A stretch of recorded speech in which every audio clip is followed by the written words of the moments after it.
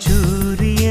குன்றில் சாயமேகம் வந்து கச்சையாக காமன் தங்கும் மோகப்பூவில் முத்தக்கும் மாடம் தங்கத் திங்கள் நெற்றி பொட்டும் இட்டு வெண்ணிலாவின் கன்னம் தொட்டு நெஞ்சிலாடும் சுவாசச் சூட்டில் காதல் குற்றாலம்